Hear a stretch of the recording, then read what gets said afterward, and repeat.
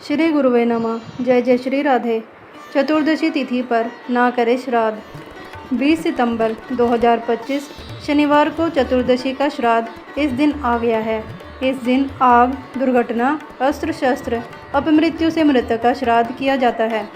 हिंदू धर्म के अनुसार श्राद्ध पक्ष में परिजनों की मृत्यु तिथि के अनुसार ही श्राद्ध करने का विधान है। महाभारत के अनुशासन पर्व में भीष्म पितामह ने युधिष्ठिर को बताया कि इस तिथि पर केवल उन परिजनों का ही श्राद्ध करना चाहिए जिनकी अकाल मृत्यु हुई हो। इस तिथि पर अकाल मृत्यु जैसे हत्या, दुर्घटना, आत्महत्या आदि से मरे पितरों का श्राद्ध करने का ही महत्व है। इस तिथि पर स्वाभाविक रूप से मृत परिजनों का श्राद्ध करने से श्राद्ध करने वाले को अनेक प्रकार की मुसीबतों का सामना करना पड़ता है। ऐसी स्थिति में उन परिजनों का श्राद्ध सर्वपितृ मोक्ष अमावस्या के दिन करना श्रेष्ठ रहता है। महाभारत के अनुशासन पर्व के अनुसार पितरों की मृत्यु स्वाभाविक रूप से हुई हो तो उनका श्राद्ध चतुर्दशी तिथि पर करने से श्राद्धकर्ता विवादों में गिर जाता है। उन्हें शीघ्र ही लड़ाई में जाना पड़ता है। जवानी में उनके घर के सदस्यों की मृत्यु हो सकती है। चतुर्दशी श्राद्ध के संबंध में ऐसा वर्णन कूर्म पुराण में भी मिलता है कि चतुर्दशी को श्राद्ध करने से अयोग्य संतान उत्पन्न होती है। याज्ञवल्क्य स्मृति के अनुसार भी चतुर्दशी तिथि को श्राद्ध नहीं करना चाहिए। इस दिन श्राद्ध करने वाला विवादों में फंस सकता है। चतुर्दशी तिथि पर अकाल, हत्या, आत्महत्या, दुर्घटना रूप से मृत परिजनों का ही श्राद्ध करने का विधान है।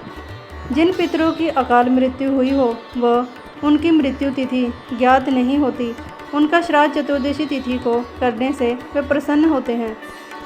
सर्वपितृ अमावस्या 21 सितंबर 2025 को रविवार को सर्वपितृ अमावस्या है।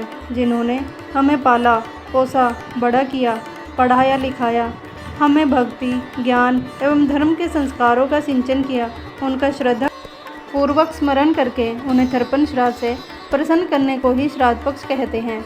जिस प्रकार चारगाह में सैकड़ों गौओं में छिपी हुई अपनी माँ को बछड़ा ढूंढ लेता है, उसी प्रकार श्राद्ध क्रम में दिए गए पदार्थ को मंत्र वहाँ पर पहुँचा देते हैं जहाँ लक्षित जीव अवस्थित रहता है।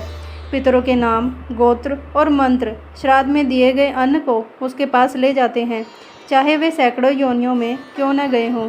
श्राद्ध के अन्नादि से उनकी तृप्ति होती है। परमेष्ठी ब्रह्मा ने इसी प्रकार के श्राद्ध की मर्यादा स्थिर की है।